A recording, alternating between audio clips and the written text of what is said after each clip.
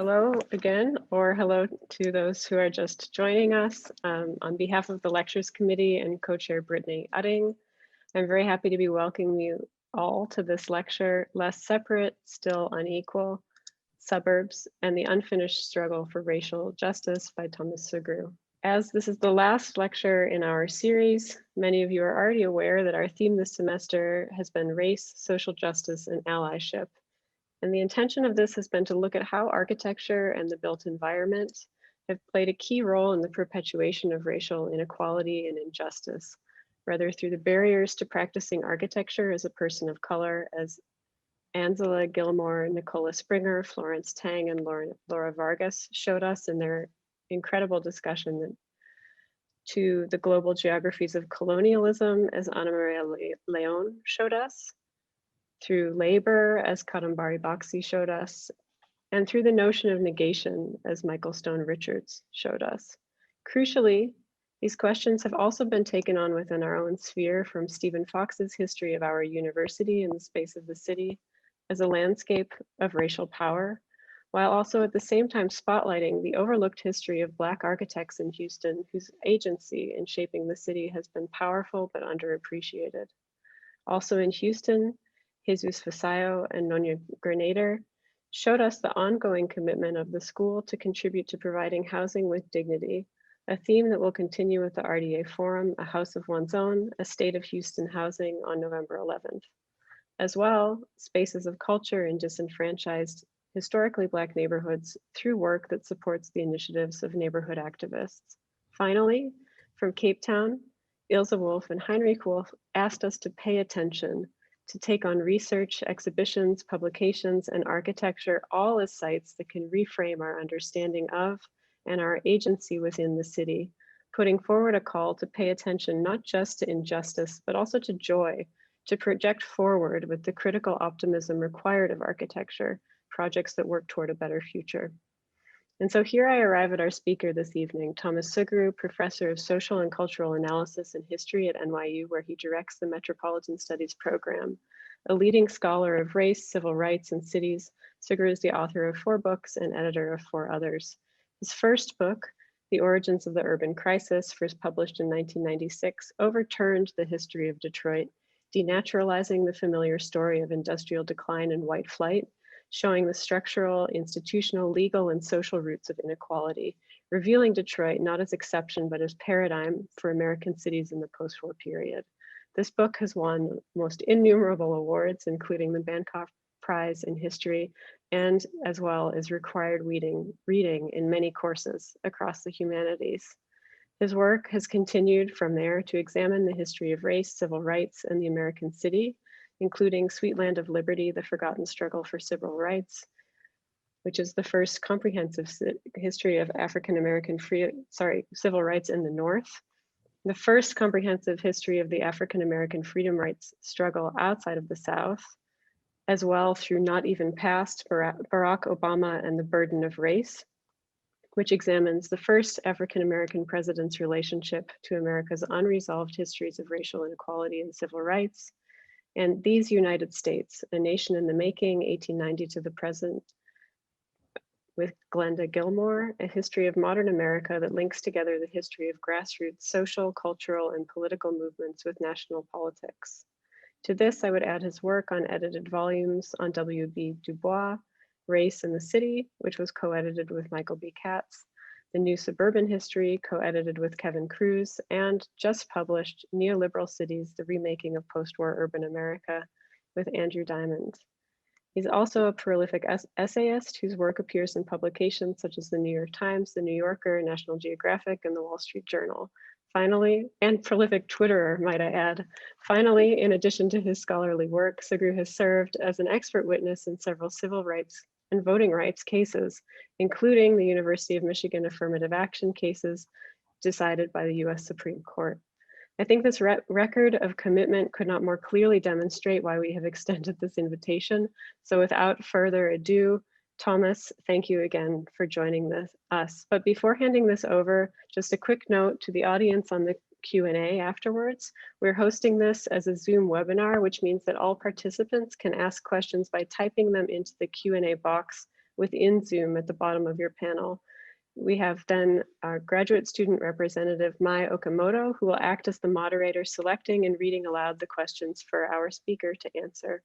All right, I'll turn this over to Professor Thomas Sugrue. Thank you again and welcome. Thank you very much, Sarah, for the kind introduction. And also thank you to Dean John Kasbarian for inviting me to be part of what sounds like a really remarkable series. I'm going to have to go back and listen to the recordings of the events that I missed so I can learn from what looks like an amazing lineup of speakers that you have brought in.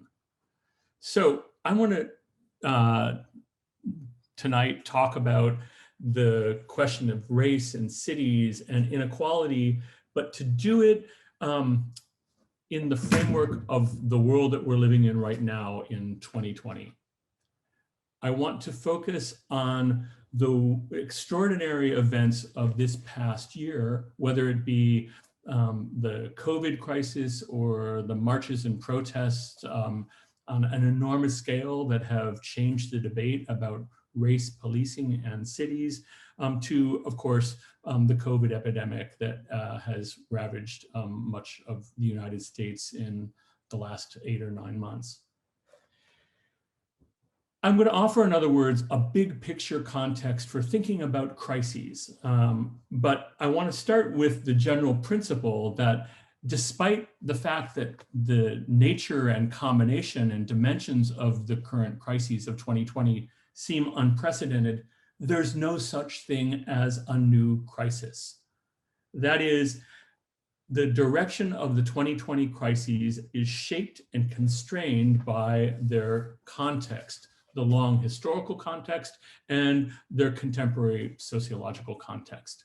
The 2020 crises, the COVID pandemic, the urban unrest, and deep political polarization, these multiple overlapping issues that have transformed our lives in the very recent past reveal the very deepest fissures in our society. But those fissures that have been revealed, brought into high relief by the crisis of 2020 can't be understood without situating them particularly in their metropolitan context. The course of the crisis, the extent of the pandemic and who it has affected, the nature of the massive street protests and their targets, and the political divisions that have manifested themselves in the last 2 days in this election are fundamentally linked to the two most unresolved and interconnected issues of our time: urban and metropolitan inequality and racial and ethnic conflict. The 2020 crises are, in other words, in large part, urban, suburban, and metropolitan crises, even if they've affected nearly every dimension of our society today. COVID and the collapse of the economy have affected every American, but they've fallen especially harshly on cities, changing the nature of social interaction in urban life, and they've fallen disproportionately on people of color. The battle over policing brings together, as a consequence of unresolved spatial inequalities in cities, particularly segregation, and the racial and spatial maldistribution of policing and disparities both in police protection and in police harassment and brutality across metropolitan space. And the political fracturing of America is profoundly shaped by patterns of urbanization, suburbanization, and exurbanization, profoundly inflected by race, the spatialization of racial identities in the landscape and geography of our metropolitan areas. This, of course, this last reality, the spatialization of race, is one that Trump himself acknowledged when, for example, he appealed to the suburban housewives of America. That he also appealed to when he called for the imposition of law and order on disorderly cities. And this reality has also very much been reflected in the direction that the protests that have involved as many as 26 to 28 million, according to the best sociological research, have profoundly played out on urban and suburban and metropolitan space. The great disruption of 2020, just to put a point on it, is spatial and racial and metropolitan. So to understand the crises requires giving it historical and contemporary context. So for the next little while, I'm going to consider the relationship of diversity and inequality, particularly in this current social, political, epidemiological moment. I'm going to think in the long term as well as in the short term. At the core of my presentation this evening are empirical questions, which is how has race and inequality manifested itself across metropolitan spaces? How diverse are we as a society, and what forms does that diversity take? What is the relationship of diversity and equality, or diversity and inequality? At the core of this presentation and of my scholarly project is asking what are fundamentally normative questions that are at the very core of our discussion and diversity, are at the very core of our discussion of diversity and equality and their implications for planning, for policy, for politics, for interventions in our built environments. So here I just have an image showing the extraordinarily multiracial crowds that gathered. This is in Chicago in June of 2020. And I'm going to begin by visiting a place that I'm going to return to at a few critical moments over the course of this lecture. I'm going to talk about a lot of places.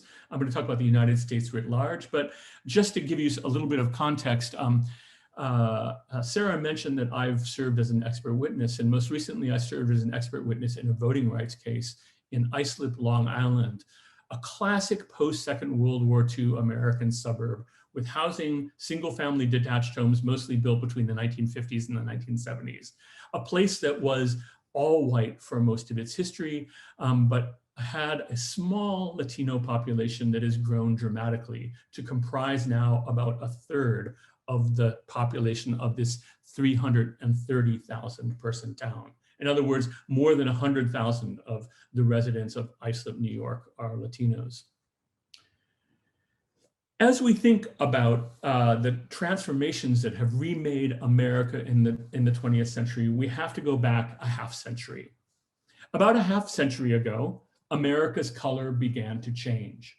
In October of 1965, at a ceremony at the base of the Statue of Liberty, President Lyndon Johnson signed the Hart-Celler Act, which lifted immigration restrictions that had long favored newcomers from Northern and Western Europe. That year, more than 90% of Americans, or about 90% of Americans, were white. The percentage of foreign-born living in the US was at a near low. Unless you lived in a handful of places, California's Central Valley or the Rio Grande, or found yourself in a handful of urban neighborhoods like East Harlem in New York or Little Havana in Miami or East Los Angeles, Latinos were mostly invisible. They comprised about 4% of the population of the United States. The Asian descended population was vanishingly small, clustered mostly in a couple of major cities, in a few Chinatowns, little Manilas, and a handful of other enclaves, mostly in California. Johnson spurred a compelling framework for thinking about diversity, one that would come to shape how we think about the transformation of the United States in the 50+ years since immigration reform was enacted. The land flourished, stated Johnson, because it was fed from so many sources, because it was nourished by so many cultures and traditions and people. At the same time that Lyndon Johnson signed the Hart-Celler Act that transformed immigration, he also signed the Voting Rights Act, which extended voting rights to African Americans, as well as to Americans whose native language was not English, an important refinement that would grow in significance as immigration changed. At that time, about 1 in 10, about 11% of the population of the United States was African American. And Johnson had enacted a sweeping wave of legislation that changed the status of African Americans in a way fundamental, that undid nearly 100 years of legal segregation in the United States. The color of America changed, and as a consequence, so too did the color of metropolitan America. Today, 50 years after the civil rights and immigration reforms of the 1960s, about 6 in 10 Americans are white. African Americans are about 13% of the population, a slight increase from the civil rights era, and Latinos are now nearly 17% of the country's population, and the Asian population is accelerating rapidly, reaching 5 to 6%. That transformation is one that has played out in the landscapes of cities and suburbs in ways that have changed everyday life and how people interact. Cities today look profoundly different because of the role that immigration has played. For example, in Chicago, one of the most racially diverse cities in the United States, now the city with the second largest Latino population in the United States and one of the largest urban African American populations in the United States, Chicago is a place where no neighborhood is untouched by bodegas, immigrant-run taquerias, and little corner shops. Even wealthy white neighborhoods on Chicago's north side bear the signs of Latin American immigration. In Western and Southern states, including increasingly medium-sized cities in the Midwest, the West, and the Upper South, these places too have been transformed by immigration. Johnson and his contemporaries could not have imagined this new polychromatic landscape. They could not have imagined places like Islip, Long Island, having a Colombian bakery, an El Salvadoran supermarket and grocery store, and a Texas, Mexican, El Salvadoran fusion shop and restaurant depicted in these 3 pictures here. I was there visiting Islip in January of 2020 on a beautiful day when I took these photographs. Perhaps the most unexpected transformation of the last half century has been the rise of suburban diversity. That is, suburbs in the United States, and here is a map of metropolitan New York showing the breakdown of the population by race and ethnicity. Suburbs in the United States are extraordinarily diverse compared to the Leave It to Beaver, Levittown type suburbs of the post-Second World War II years. Johnson and his contemporaries couldn't imagine Latino, white, and Asian teenagers intermingling in shopping malls in Orange County, California, once one of the whitest places in America. They couldn't imagine the sight of Black and white couples holding hands in suburban movie theaters, at least before the COVID virus. The transformation of suburbs, something that I've written about at some length and embarked on a larger research project on, has remade the nature of immigration. Immigrants now, by and large, are not arriving and staying in central cities. More than half of Latino immigrants to the United States start off or end up within 5 years in suburban locales. Most Asian immigrants to the United States end up in suburbia. And African Americans, once a group nearly totally and completely excluded from suburban space, now live in suburbia as well. You can see the diversification of the metropolitan landscape in a series of maps that I show here. African Americans are blue, Latinos are orange, Asians are that reddish orange color, whites are green.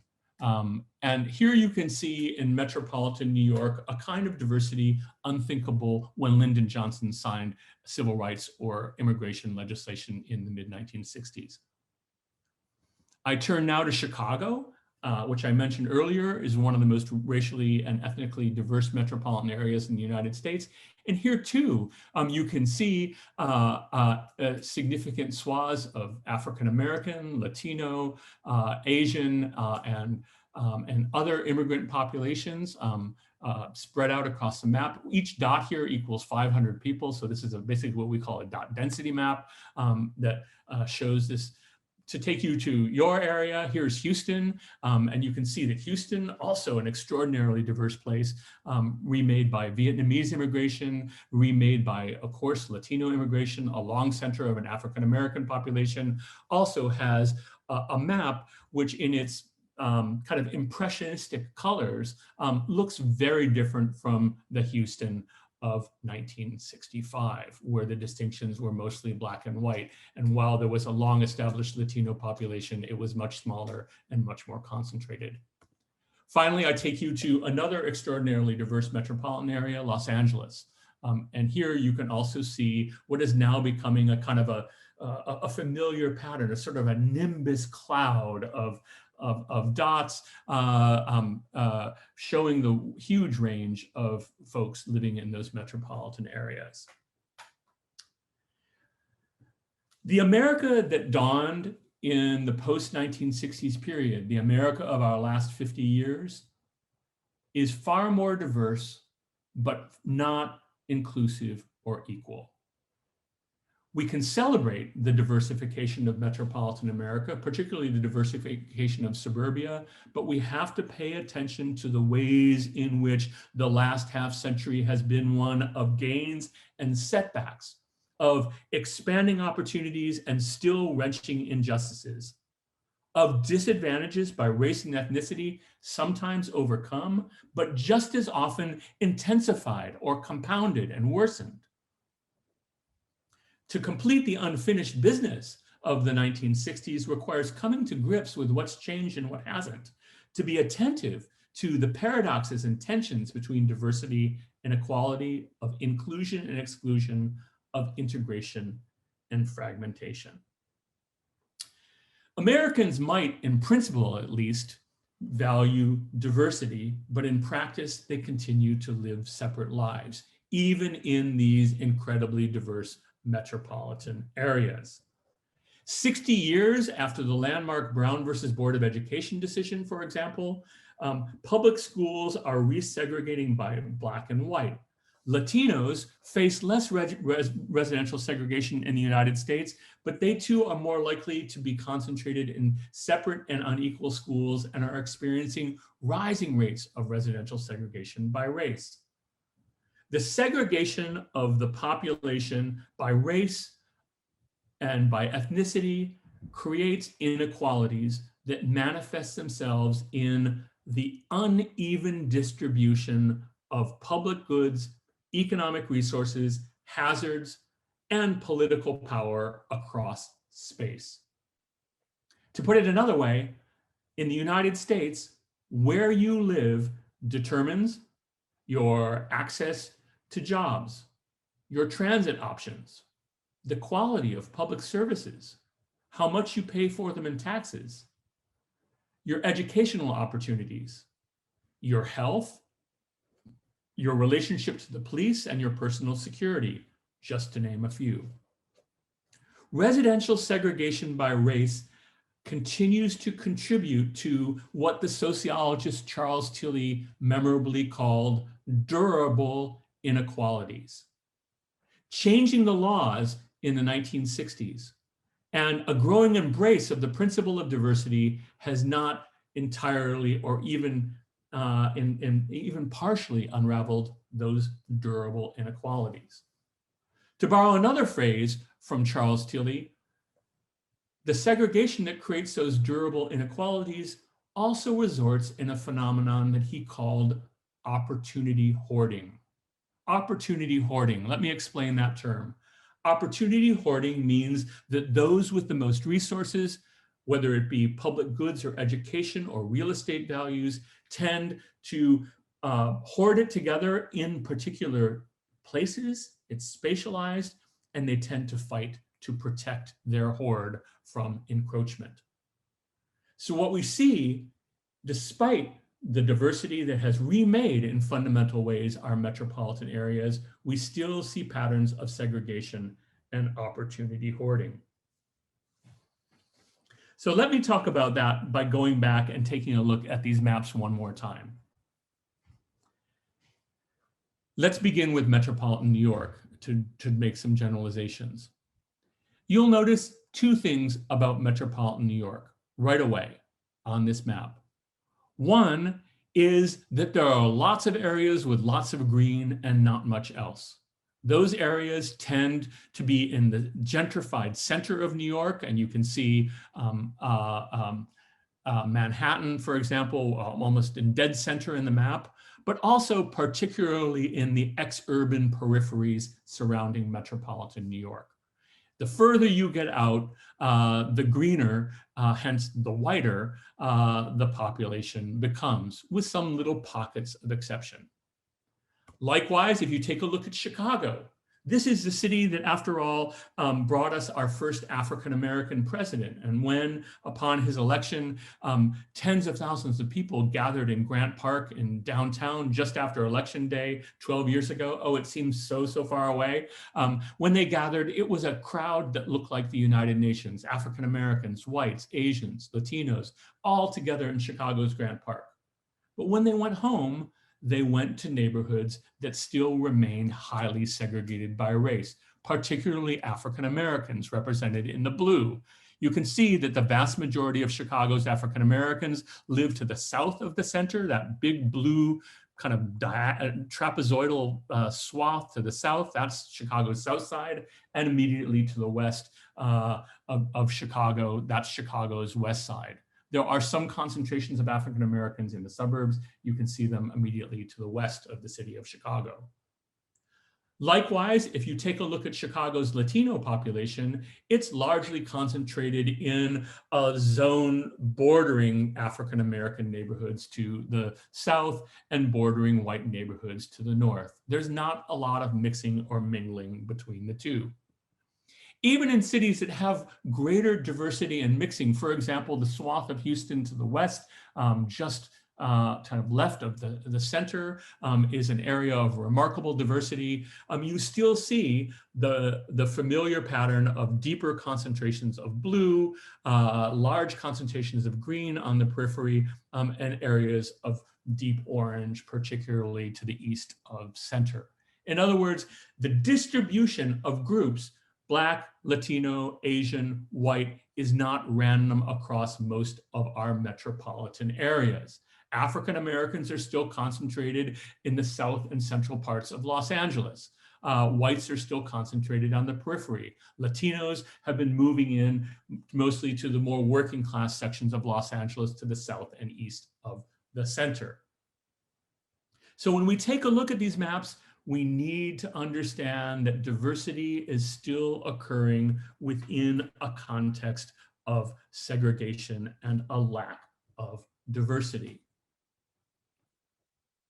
If we take a look, moving a little bit further, actually, I'm going to stay off of Long Island for a minute. If we look a little bit further, if we maybe zoom in from this satellite view, this high level view of our metropolitan areas, and go back down onto the ground, we'll find the reality that for certain groups, rates of segregation are particularly high. The group whose advantages have increased the least over the last half century have been African Americans. African Americans still remain highly segregated in most of the United States, despite the gains of the civil rights era and despite shifts in attitudes about race. Yes, there are suburbs now and communities that were once all white that have African Americans living in them, but they tend to be rather small. Most African Americans who move into suburban places move into what I have coined as secondhand suburbs. Secondhand suburbs, that is, suburban places that have grown increasingly unfashionable or undesirable for whites. Those tend to be older suburbs, often with a mix of industry, commerce, and housing, often relatively close to the city. Places that have seen declining tax bases and a decline in amenities, and have also witnessed a very significant aging of the white population and a flight of younger whites to further out, often exurban areas. Likewise, the communities that Latino immigrants are moving into might be in the suburbs, but they're not moving to just any suburban communities. They're moving to places that have fallen out of fashion with whites as well. These tend to be some of the older post-Second World War II suburbs with less expensive and often quite small, sometimes affordable housing, or they tend to be older industrial communities on the periphery of major metropolitan areas. So imagine yourselves taking one of those compasses that we had in grade school, not the north, south, east, west compass, but the old mathematical compass with a sharp pinpoint, and you put that pin in the middle of Manhattan. And I should have a bigger map to show you this pattern, but if you put that pin down and you do a 2-hour commute shed outside of metropolitan New York, outside of Manhattan into the entire metropolitan area, you will find that every declining older suburban community and industrial town has significant Latino populations. You can see a few in northern New Jersey, the yellow splotches. You can see if you look to the far right of New York City, the area that's increasingly orange, I'm going to talk about later, where I worked on the civil rights case. That's Islip, Long Island, which has attracted a big Latino population. But there are lots of stretches in between with few or any Latinos.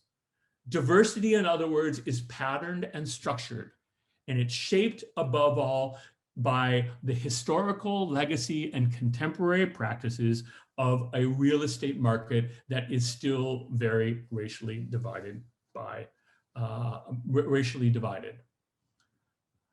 Now I'm going to move forward. I could do the same thing for metropolitan Chicago. If you take a look at the blue swath kind of in the middle of that map, this is Maywood and a few areas around Maywood, an old gritty railroad and working class suburb that has been long abandoned by whites. I know it well because my brother-in-law, until his retirement, was a firefighter in Maywood, one of the few white residents of a mostly African-American town, but one of the white majority on the city's in the city's fire department. I could keep going and talk to you about all these other metropolitan areas, but I'll spare you my micro detail, my obsessive detail, with the exception of taking a look at patterns of segregation in one case study, Long Island, New York. Let's talk about why racial segregation persists. There are a series of reasons for this.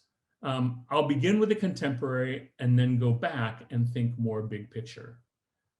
This is a remarkable study, a real brilliant case of investigative journalism published by the Long Island newspaper Newsday in November of 2019. It depicts a practice that has been commonplace since the passage of fair housing legislation, that is, legislation that forbids discrimination in the sale of rental or of housing. Today, real estate brokers, by and large, will not explicitly talk to potential home buyers about the racial composition of a neighborhood or of a school district. It's illegal to do so. When I looked for my first house in Philadelphia some 25 years ago, I used to live in Philadelphia and teach at the University of Pennsylvania. My wonderful real estate broker, she was in her late 50s, early 60s. She was smart, she was funny. She showed me really great houses. She had really good taste. Euphemistically told me when I looked at a house in an African-American neighborhood in Northwest Philadelphia that I should, quote, do my neighborhood research, end quote. She dodged the implications of fair housing law by not telling me what that research might be about. But of course she knew, and I knew exactly what she meant. This is called racial steering. Racial steering is providing information to homeowners based on their race or ethnicity that is disparate based on who they are. Since the 1960s, civil rights organizations, the Department of Housing and Urban Development, and state agencies have investigated the practice of discrimination in the real estate market by using what is called paired testers. Paired testers are two buyers or renters, one white and one, in this case, Latino, with identical qualifications. They have similar income, similar employment status. They are searching for houses at the same price point in the same area. This is the town where I did my research, Islip. And you can see the map is shaded with the areas with the most significant non-white populations in blue. The areas that are the very light green to different shades of green are the areas with small non-white populations. They're predominantly white. In this case, a white and a Latino tester went to a local real estate broker and they asked to be shown homes worth $400,000 within a 20-minute commute of Brentwood, which is the town right in the middle, which is not coincidentally the center of the Latino population in the town. The green dots are the Latino tester, the blue dots are the white tester.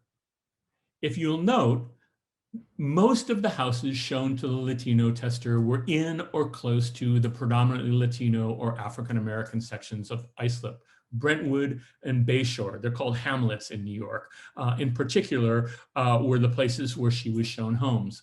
By contrast, the white tester was disproportionately shown homes in the northeastern section of the town and in some adjoining towns, places that are overwhelmingly white and have school districts that are overwhelmingly white. Here we see documentation of the surreptitious discriminatory practices that continue to shape racial segregation in our housing markets today.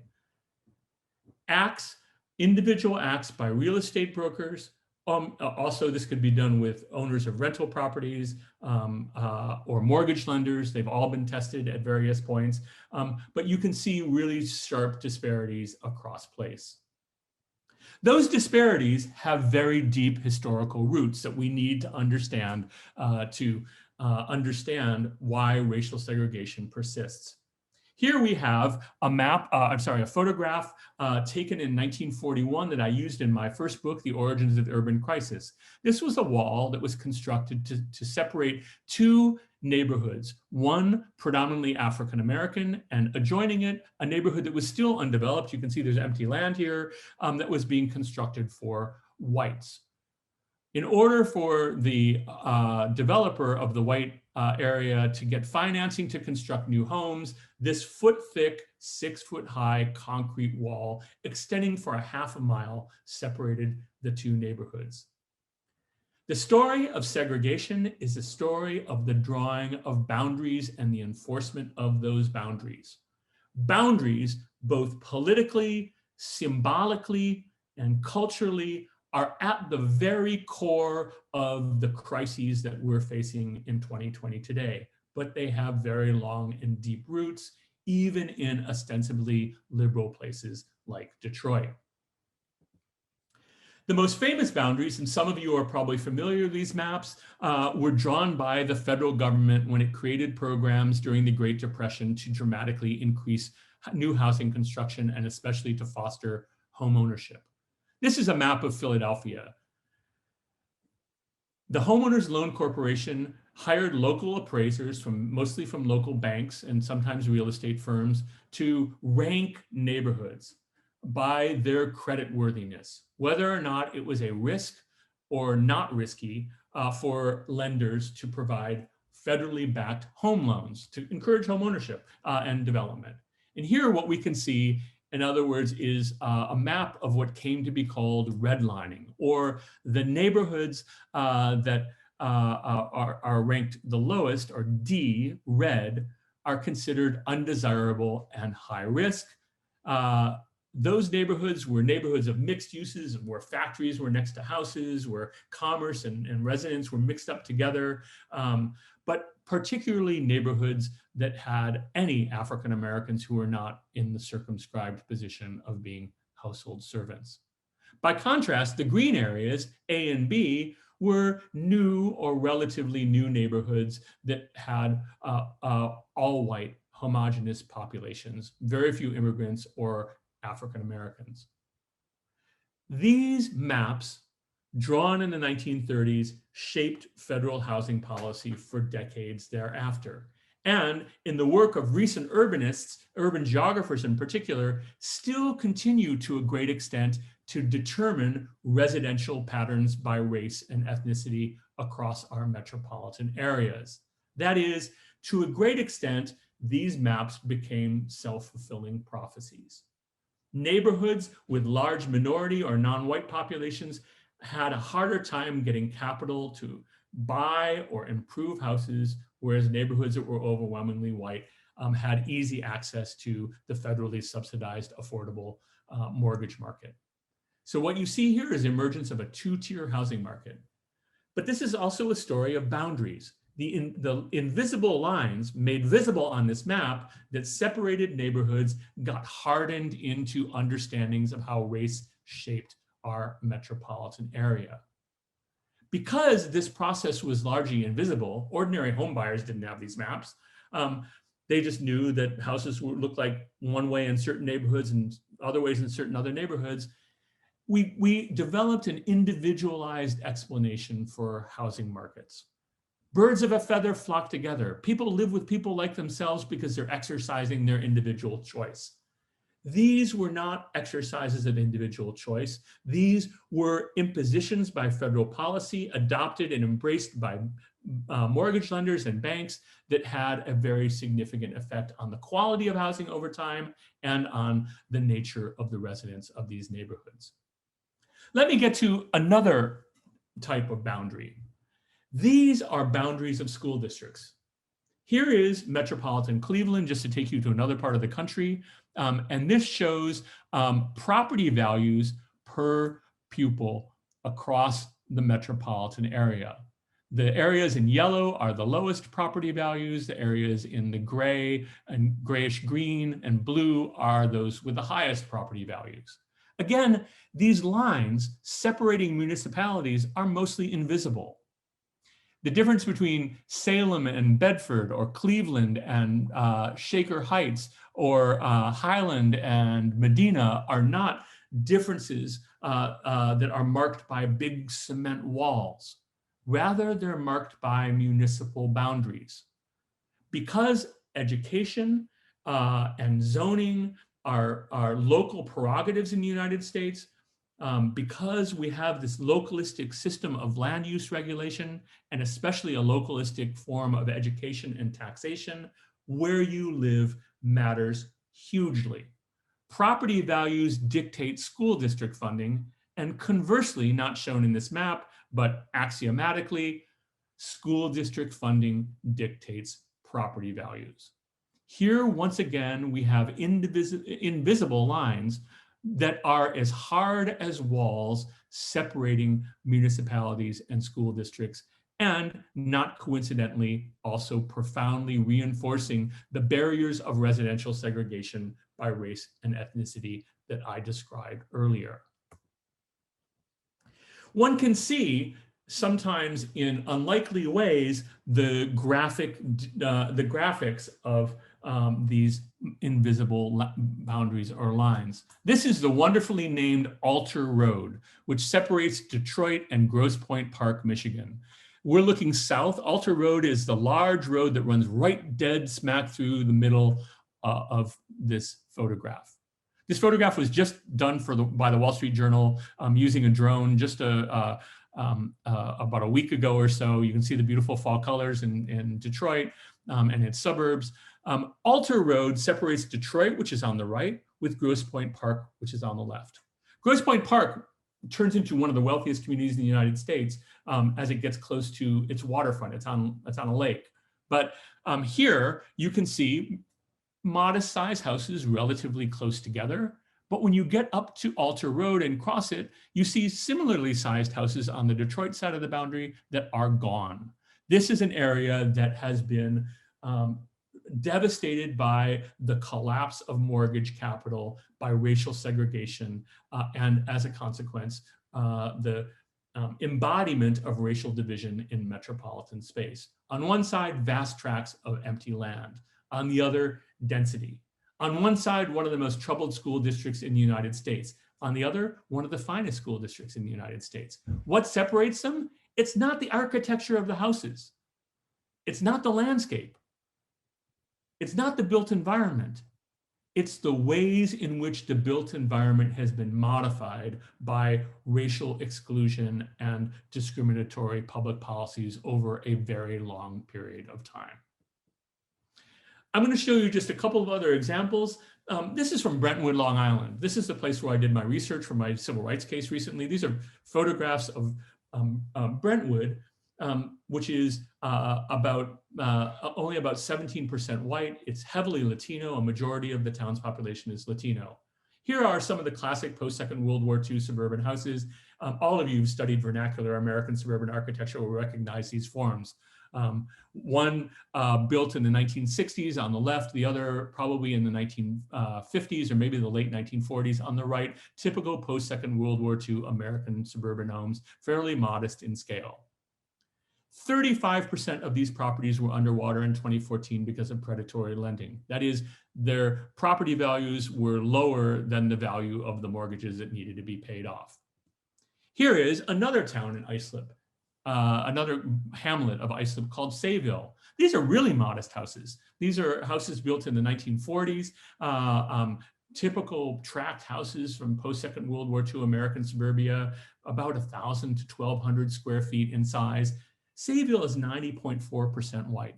These houses are worth about $100,000 more than their counterparts in Brentwood. Even the nice ones in Brentwood aren't worth as much as the houses in Sayville because Sayville has a different tax base. It has a majority white population, an overwhelmingly white public school district, and it has some of the best public schools on Long Island. So once again, you see the ways in which these invisible boundaries of race shape inequalities. I'm going to take you to one last point, which is that the most significant gaps between whites and other Americans, particularly Latinos and African Americans, is household wealth. Most of us, if we have any wealth at all, have it in the form of housing. Sure, some people have stocks and bonds, some people have art, some people have collectibles that are worth serious money, and jewelry, but most Americans have one significant source of their wealth, and that is their real estate. Because of differences in the value of real estate, because of the differences in access to capital, you see profound gaps between whites and Latinos. These are data from 1989 to 2016, the last year for which we have good data, prepared by the Brookings Institution. And you'll note that the average household wealth of Latinos and African Americans is about $20,000 compared to the average household wealth of white Americans, which is a little more than $170,000. An enormous gap, and one that has grown, not gone down in our supposedly diverse, racially equal post-civil rights era. Those inequalities, and I'm going to leave us here, taking us back to 2020, and I could show you so much more on 2020, but I'm going to show you just one other map that makes clear these disparities. This is the town of Islip in Long Island. We return once again to Islip. I should, as a good historical epidemiologist, have given you the map that shows the COVID rates by hamlet rather than the actual numbers of incidences for technical reasons I can get into. But suffice it to say, this is a map I could pull up most quickly as I was thinking about how to tie it all together at the end. If you take a look at the hamlets with the largest number of COVID cases on the left-hand side of the map, 4145. This was the highest rate of COVID in Long Island. This is the predominantly Latino hamlet of Brentwood. Just to the right, 1958 is the predominantly Latino and African American hamlet of Central Islip, and just below is North Bay Shore. Those three hamlets constitute 30% of the population of the town of Islip and 60% of the COVID cases at the peak of the epidemic. So what we see here is yet another demonstration of the ways in which the crisis of 2020 and the inequalities that the crises have laid bare are spatialized. It won't come as a surprise to you based on my talk that the area with the highest rates of COVID is the area with the highest rates of foreclosure. It's the area with the highest rates of segregation. It's the area with the least well-funded school district. It's the area with the highest rates of unemployment.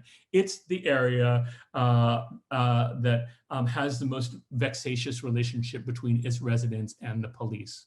It's the area that is predominantly non-white. I'm going to end here to leave time for questions, but I want to end by saying that to understand 2020, we need to look at the long run as well as the short run. The crises of this year lay bare, they lay bare the deeply entrenched fissures, divisions, and inequalities that until they're resolved will ensure that crises like the 2020 crises will fall hardest on those metropolitan residents with the least. Thank you. Okay, I think we have time for questions. Yes, thank you very much for the talk. So perhaps while we're waiting for the audience to enter some of their questions, we could start off with questions from, I guess, students who got together to go over the readings that you provided ahead of time. And in thinking about where we go from here, all of these inequalities and how the education, access to employment, they're all spatially connected. You think there are, or lack of asset ownership, is there any specific elements that we could start addressing these problems to look at solutions, or are there any particular priorities that we could be addressing first? Or yes, I think just leaving after your presentation, I'm just thinking, what's next? How do we go from here? Well, you are students of architecture and design who will have futures in thinking about the built environment. And if you begin with the perspective that I laid out in my talk today, thinking about who benefits and who loses and why, right? Who benefits, who loses, and why? I ask that of every urban development, whether it be commercial or retail or residential, that I examine as a citizen, as a city resident, and as a scholar of cities and suburbs. Who benefits and who loses? And to think about these questions means thinking about, for example, who has and doesn't have choice in our metropolitan housing markets. Where is our affordable housing concentrated and where isn't it?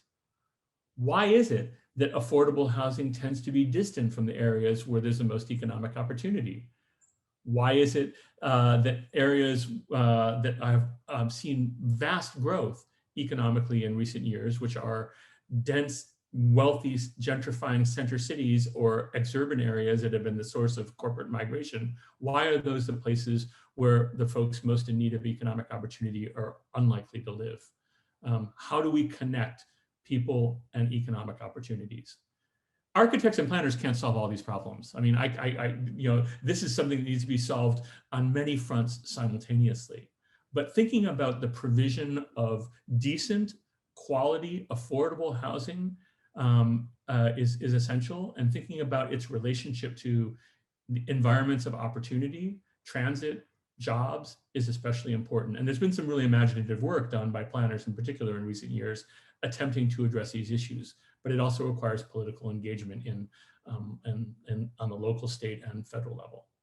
Perhaps in thinking about what architects and planners could do, you mentioned, looking at the transit system, looking at affordable living,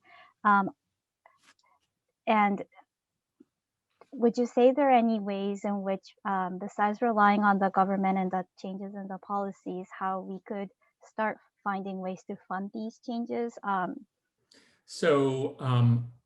We've followed a model over the last 50 years or so. I have a whole other talk on this that I could give to you all sometime. looking at how we've put most of our eggs in the basket of small scale local community redevelopment, mostly in impoverished communities. This is important because people live their everyday lives and need better places to live in and a better quality of life. But we've mostly embraced that model to the exclusion of more challenging efforts. For example, it's easy to build affordable housing in neighborhoods with lots of poor people living in them. It's hard to build affordable housing in communities that have lots of middle class or wealthier people living in them. We've taken by and large the path of least resistance.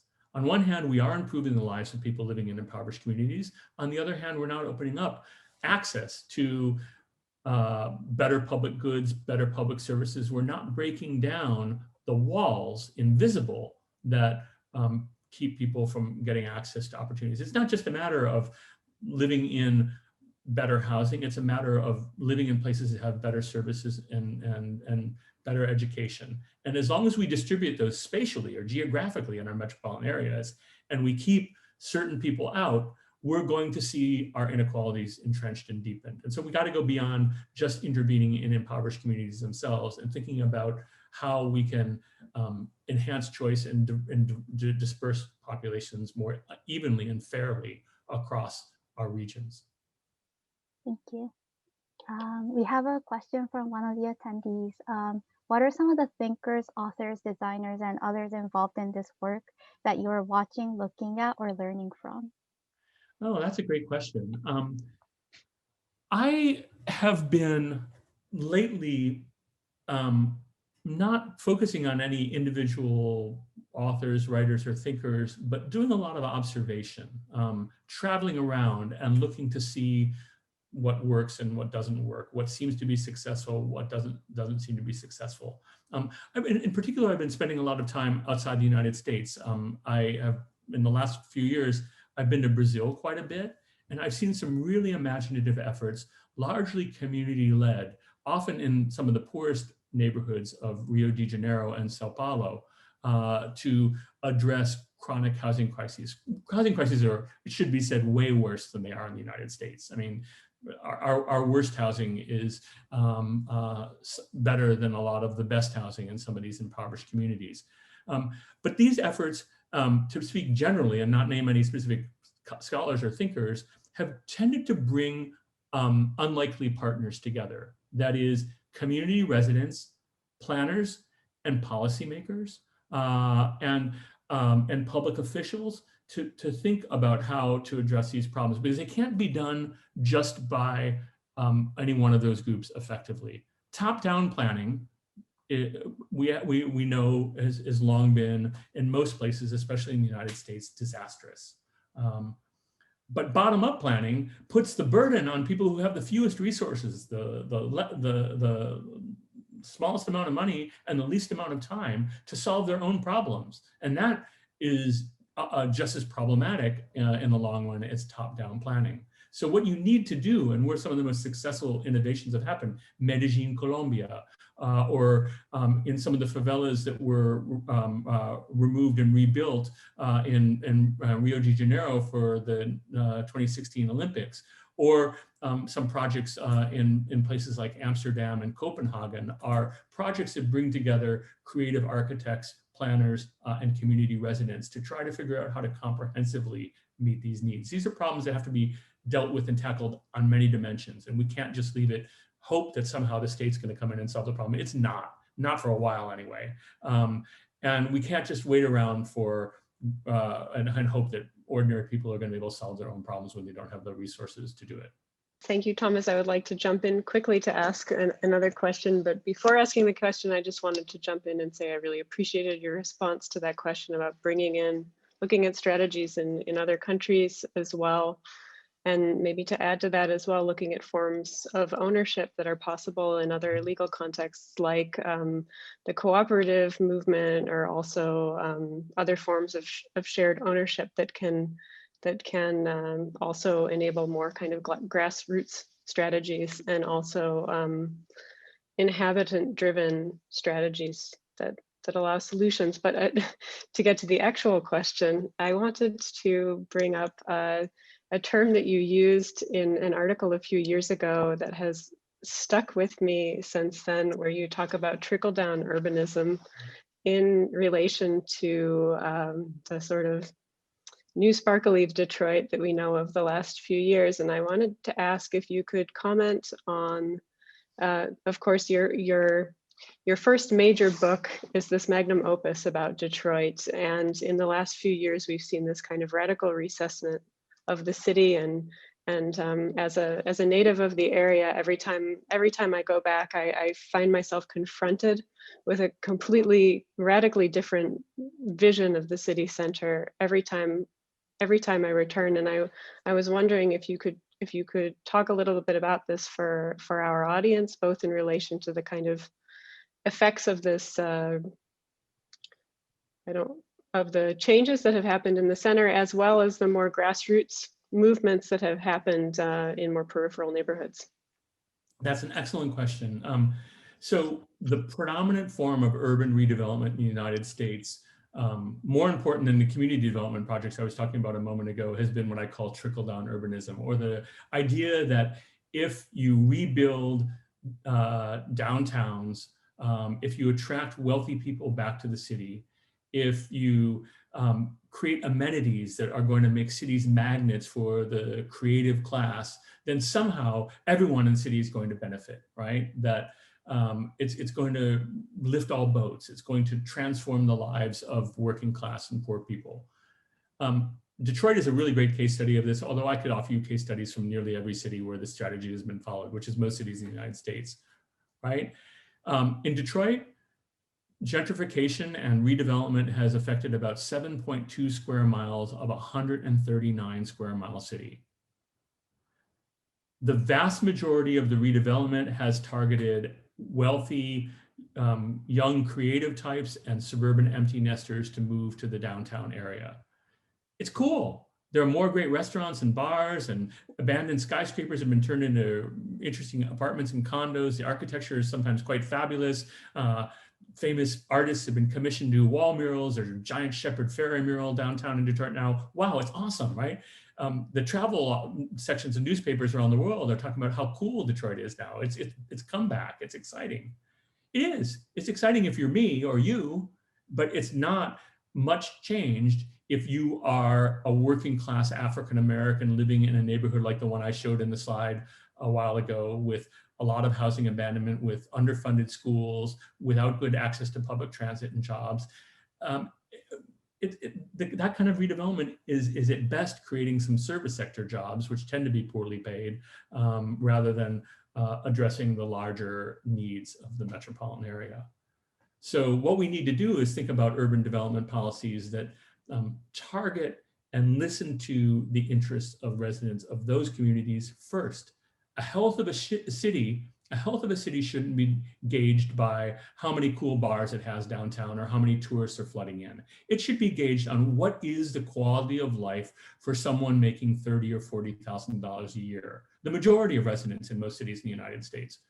What benefits them? Not what benefits me, not what benefits a pension fund from the Netherlands that's buying up skyscrapers in downtown Detroit at bargain basement prices. What benefits ordinary residents? That, and this goes back, maybe wraps around to the first question, that gets back to what I always tell my students who are going to design and planning and public policy. Resist the temptation of going for the bling. Resist the temptation of thinking what matters for you matters for everybody. It doesn't. Pay attention to those who are struggling to get by and are trying to live lives with some security and some dignity. Those are the people that are generally left out of our planning process. And they don't need just to be brought into it. They need to be in the middle of it. When I spoke to the Detroit Planning Commission a few years ago, I made exactly this point to the folks gathered around the table. Many of them were focusing on little pilot projects in different neighborhoods. And I said, look, you've got to think explicitly about the needs of the long established residents whose lives haven't changed or have changed for the worse since the downtown has been revitalized. We have one more question from Wilson. As you talk about spatial distribution of resources, do you feel that the downtown suburb model is getting obsolete. Downtown suburb models and where resources and economic opportunities are concentrated in city centers.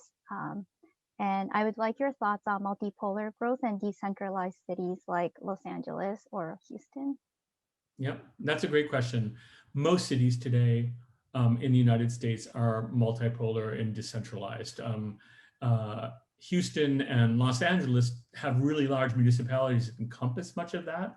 But if you look at Chicago, if you look at Philadelphia, if you look at Baltimore, if you look at Detroit, those metropolitan areas now sprawl sometimes 50, 60 miles away from the center.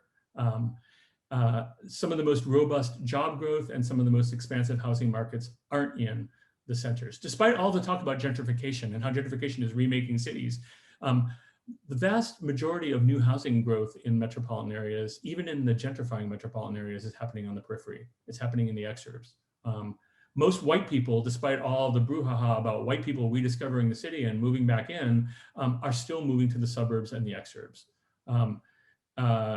Metropolitan areas are almost uniformly dispersed today in the United States. They're sprawling. And so the model, the hub spoke model or the downtown suburb model that we have in our heads descriptively doesn't really make a lot of sense for most of the United States anymore. But many of our frameworks for thinking about cities, on the other hand, are still trapped in that framework. We still think about suburbs as if they're all residential and all white, when, as I pointed out, suburbs are increasingly diverse and heterogeneous and don't fall into any single category anymore, right? So we need to think about metropolitan areas as an entire unit and really recast some of our models to reflect the new realities, demographic and economic. Perhaps in thinking about these barriers that exist in these pockets of communities that exist, is it possible to desegregate or remove these barriers? And if so, how long do you think it would take for a large metropolitan city to do something like this? We have been trying to desegregate in a completely feeble way for 60 years. There has been no real effort, no sustained effort to desegregate metropolitan America in our time. Despite the recent fracas about Trump criticizing the Department of Housing and Urban Development for wanting to put low-income housing in the suburbs, we've done very little of that over the last 50 years, very, very little. We need to think more explicitly about it, but that's going to require particularly putting pressure on state and especially federal governments, right? This is not something that's going to be done voluntarily. It's got to be done through public policy. And we have public policies all over the place that shape the geography of our metropolitan areas, right? You can't look at a map of Los Angeles or Houston or Boston or Philadelphia or Detroit and not very quickly see the hand of public policy at work. But when it comes to housing market, we somehow say, oh, no, we can't have policies that interfere with people's freedom of choice. We can't. That's un-American, right? Even though when it comes to subsidizing the automobile, when it comes to subsidizing fossil fuels, when it comes to constructing roads and highways, et cetera, when it comes to underfunding transit, the hand of the state is all over the place in metropolitan America. So that means building on, and maybe this is my optimistic way of kind of tying together one side of 2020. We've had a lot of people protesting, demanding racial justice in the streets, not just about policing, but about the environment, about economic inequality. That energy's got to be channeled towards putting pressure on the political system. If we just march and then put our banners down and go back home and live just the way we're living, then not much is going to change. We need to institutionalize that activism and transform it into thinking, putting pressure on planners and policymakers. If we don't, then it's unlikely that things are going to change except for glacially over time. And glacial change doesn't matter in most people's lifetime. And maybe in thinking about that, which city do you think has the most potential moving forward? Well, I'll say this. Historians, like I am, when we look into our crystal balls, which is what you're asking me to do, like which one had the most potential, we historians know that everyone who makes predictions pretty much is wrong. So in 1971, I came across a Brookings Institution report, really smart people writing about cities and inequality and so forth. And it ranked the two most distressed cities in the United States. There were basket cases, they were irredeemable. One was Detroit. Yeah, they weren't wrong. Detroit suffered mightily. And the other was Boston. And Boston is now, a major higher ed and high tech capital. It's booming financially. Its real estate market is it's sky high. It's attracted a lot of new immigrants. Nobody in 1970 would have predicted Boston would be a success story. Nobody. They would have thought you were nuts. It was a backwater and a wasteland. And so if I make predictions now about what cities might be the takeoff cities in 20 or 40 years from now, gosh, I don't know. Are they going to be coastal cities? No. Coastal cities are going to face grievous harm in the next 20, 30, 40 years, Houston among them, because of global warming. Are there going to be cities in places that already have high temperatures? Not unless we come up with really cheap forms of air conditioning and energy use. Toronto, Detroit, places in the north that are going to be least affected by global warming, maybe. But even then, I don't want to make a prediction because we can't predict where the next major transformations are going to happen, at least positive ones. Although we can look at current trends and note that the cities that continue to be very racially divided are the ones that struggle and suffer. The cities that tend to be in low-lying areas near water and affected by climate change are the ones that, without massive infrastructural investments, are going to suffer mightily. We know those things, but which ones are going to be the survivors and which ones are going to go figuratively or literally underwater, it's hard to know. One last question. In the fight against urban sprawl and need to address the housing crisis, there seems to be a lot of destruction of historical and largely marginalized communities, knocking down the single-family homes and replacing them with out-of-place high-density multifamily. What importance do you think this has, and how can we fight against this while still addressing the need for more housing in highly dense areas? That's a great question. I was for 6 years the vice chair of the City of Philadelphia's Preservation Commission, which was responsible for overseeing the city's historic preservation ordinance. And it was during a boom time. And so it was a really exciting time to be essentially running most of the time that commission. It was really interesting. But there are sometimes two competing impulses, which is to save and preserve our valuable past and to make way for new development. And I think we have to have a balanced approach. I think adaptive reuse is definitely possible. And there are a lot of historic houses, industrial buildings that have not been adaptively reused that could be. That works to the side of preservation. But on the other hand, we need to build housing where there's economic opportunity and jobs, and sometimes that entails destruction. We need higher density housing. The United States is disastrously low density in many, many places. And low density housing is not sustainable over the long run for environmental reasons, for energy use, for land use, but also economically. It doesn't provide the kinds of opportunities that people need to get access to jobs and access to all the other amenities that come with living densely. And so I think we have to think about achieving some sort of balance. And if you look at the great cities of the world, many of them, especially historical cities in Europe and Latin America, you see a very energetic mix of destruction and reuse. And I think we should probably go back to my previous example, look around the world more at places where we see both happening at once. In other words, don't think about it in black and white and binaries. It's either save everything and price people out, or tear everything down and build high density. It's possible, I think, with balance to meet both needs. And I think we need to try look for best practices models. I don't have a single one that I can point you to, but again, I can think of individual cases as I go around. I was in Amsterdam last summer and saw an extraordinary old industrial facility that's been turned into affordable housing that is a marvel. I mean, it's exactly what we should be doing with a lot of these buildings rather than letting them lie fallow. Thank you very much for answering all of these questions. I think we are running out of time, so perhaps we can wrap up. Thank you very much. Thanks for your great questions. Thank you, Sarah, for everything. Yeah, thank you, Thomas, so much. This was really fantastic and a very fortuitous kind of timing with the background of of the election process and everything else is the kind of backdrop leading up to this semester. It looks like John might want to jump in as well, but I just wanted to say thank you as well, since this is the last lecture in the series. Thank you to John for supporting this undertaking. Thank you to Mai and Z, our student representatives, for their amazing engagement moderating the lectures. We thought it was very important with this remote format that our speakers are also able to get a sense of the school as a body of students. Thank you to my co-chair, Brittany Unning, and thank you, of course, as well to the amazing staff, including Christine, who've made all of this possible. Thank all of you. I'm really impressed. I can only add my thanks to all of that. Thank you so much. This was just terrific.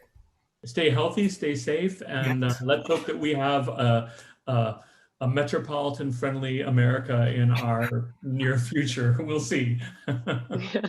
All right. All right. Bye, everyone. Thank you.